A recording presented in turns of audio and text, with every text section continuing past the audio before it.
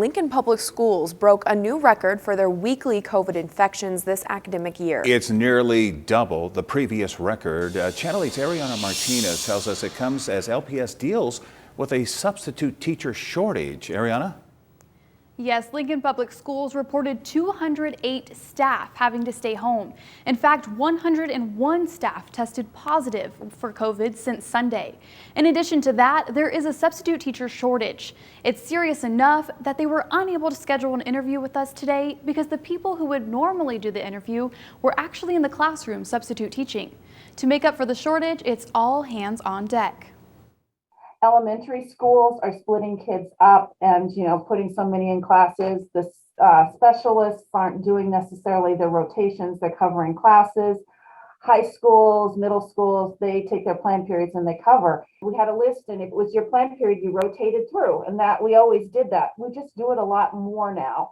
In an effort to combat the substitute teacher shortage, a significant pay raise went into effect in November. Through some advocacy from the union, we've got the district to raise the pay from $37 to $50 an hour for people who are subbing. Before COVID, a high percentage of substitute teachers were actually retired teachers, but the virus has made it more difficult. Let's face it, if you're a retired teacher and you're watching your health, you might not want to go in. Their health isn't the only obstacle. What happened during COVID is this big swing to technology that they weren't there for, and it changes all the time, the different ways that we're delivering our instruction.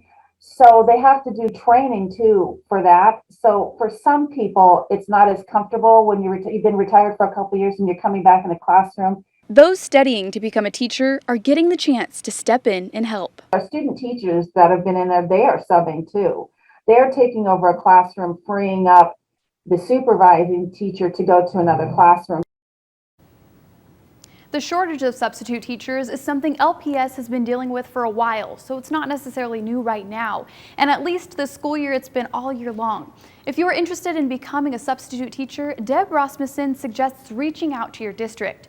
She says the goal is to keep our kids in the classroom and hopes that people will wear their masks and do what's necessary to get COVID infection numbers down.